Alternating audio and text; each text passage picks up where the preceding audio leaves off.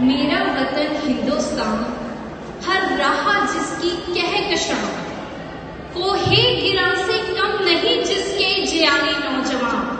ये वीरों गौतम की जमी, अमनो अहिंसा का चमन, अकबर के ख्वाबों का जहां, चिश्तियों नानक का वतन। शमे हजारों हैं मगर है एकता की अंजुमन, तहजीब का गहवारा है गंगो जमन की वादियां। मेरा वतन हिंदुस्तान, मेरा वतन हिंदुस्तान।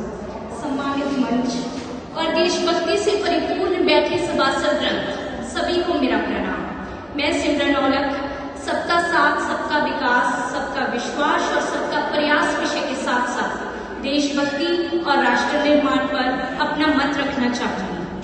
देशभक्ति का तात्पर्य है अपने देश के साथ प्रेम करना और उसके लिए बड़े से बड़ा बलिदान देने के लिए तैयार रहना।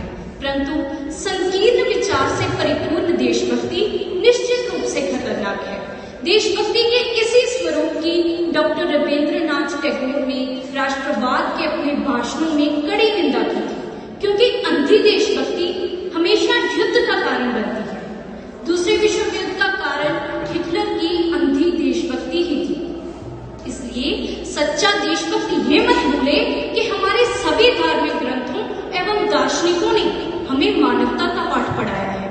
हमें देश प्रेम की भावना अपने हृदय में रखने के साथ साथ विश्व प्रेम की भावना भी रखनी चाहिए। अब प्रश्न ये है कि सच्चा देशभक्त कौन है?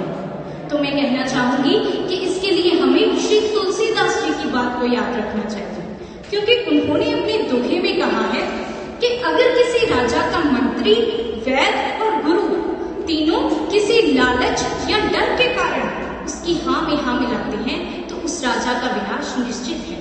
इसलिए जो व्यक्ति बिना किसी लालच या डर से सरकार की गलत नीतियों की आलोचना करता है और सही नीतियों का समर्थन करता है, वही सच्चा देशभक्त है। जो व्यक्ति संविधान का सम्मान करते हुए अपने अधिकार मांगने से पहले अपने कर्तव्य अदा करता है, वही सच्चा देशभक्त है।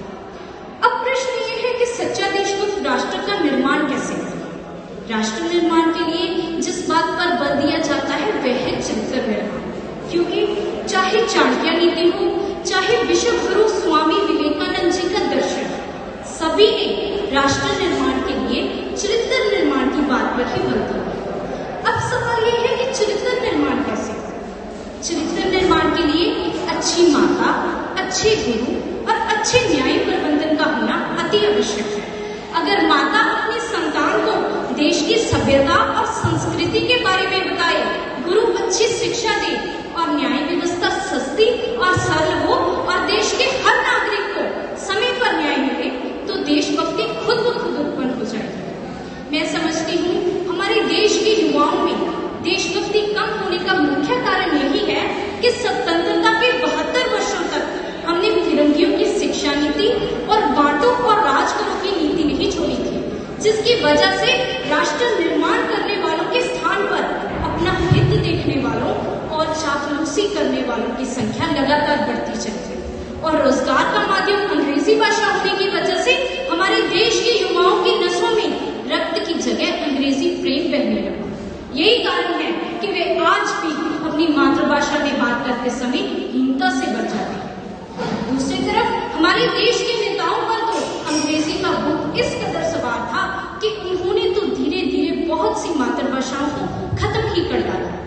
आप ही बताइए, जिस देश में बच्चों को उनकी मातृभाषा में बात करने पर जुर्माना अदा करना पड़ता हो, वहां कहां से पैदा होगी देशभक्ति? आज अगर हमारे देश का युवा हर वक्त इंटरनेट पर देश को हीन साबित करने में लगा रहता है, तो जाहिर सी बात है कि हम शारीरिक रूप से तो आजाद हो चुके हैं, लेकिन मानसिक रूप से आजाद होना अभी बाकी है। इसलिए देश और देशवासियों को मानसिक रूप से आजाद करने के लिए सबका साथ, सबका विकास, सबका विश्वास, सबका प्रयास का संकल्प देना समय की मांग थी। इसी के अंतर्गत 2019 में नई शिक्षा नीति की शुरुआत की गई है, जिससे शिक्षा के साथ साथ विद्यार्थियों और देश को आत्मनिर्भर बनने का अवसर तो मिलेगा ही मिलेगा, साथ ही साथ मातृभाषाओं का भी विकास होगा, जो देश को चीन की भांति विकास के शिखर पर पहुंचाने में कारगर साबित होगा।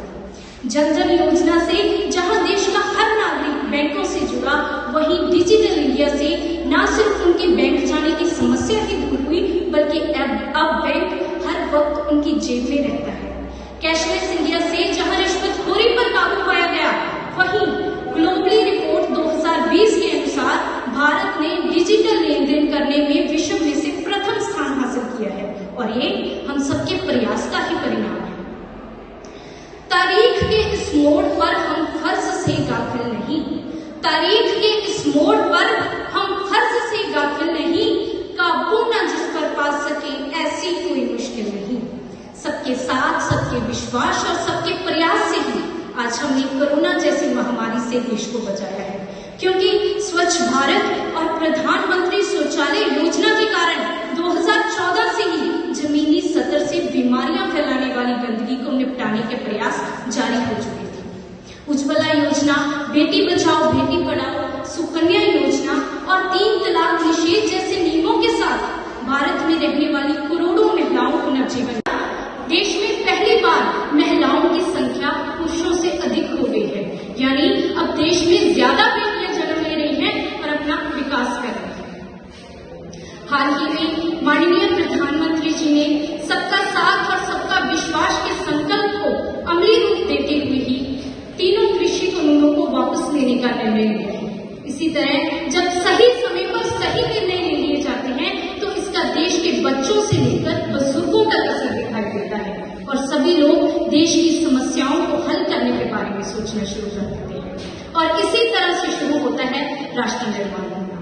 लेकिन मुझे डर है कि विभिन्नताओं से भरे इस देश में कहीं ये संकल्प सिर्फ संकल्प ही बनकर ना रह जाए, क्योंकि जिस देश में आर्थिक मंदहाली की वजह से लोग अपना वोट बेचते हों, जहां बहुत सी सरकारी योजनाएं भ्रष्ट अफसरों की भेंट चढ़ जाती हों, जहां एक तरफ तो अमीर अपने बंगलों और गाड़ियों को धोने के लिए पानी व्यर्थ कर रहे हों, और दूसरी तरफ पानी को तरसते लोगों तक पानी पहुंचाने के लिए सरकार को आज भी हर घर जल जैसी योजनाएं शुरू करनी पड़ रही हो, जहां एक तरफ तो नए साल के आगमन पर बच्चे एक कंबल के लिए एक दूसरे का कत्ल कर रहे हो, और दूसरी तरफ जश्नों पर हजारों उड़ाए जा रहे हो, तो ऐसे हालात में सबका विकास हो पाना बहुत मुश्किल बात है। लेकिन मुझे ये भी यकीन है कि माननीय प्रधानमंत्री जी की अगुवाई से और देश की युवा शक्ति अपने प्रयास से इस संकल्प को आंदोलन में जरूर तब्दील करेगी, और तभी होगा सच्चे अर्थों में राष्ट्र निर्माण। अंत में मैं हमारे माननीय प्रधानमंत्री श्री नरेंद्र मोदी जी की इन पंक्तियों के साथ अपनी बात खत्म करूंगी। यही समय है, सही समय है, यही समय है, सही समय है, भारत का अनमोल समय है। असंख्य भुजाओं की शक्ति है, हर तरफ देश की भक्ति है। तुम उठो, तिरंगा लहरा दो, भारत के भाग्य को फहरा दो। यही समय है, सही समय है, भारत का ये अनमोल समय है। धन्यवाद। जय हिंद, जय भारत।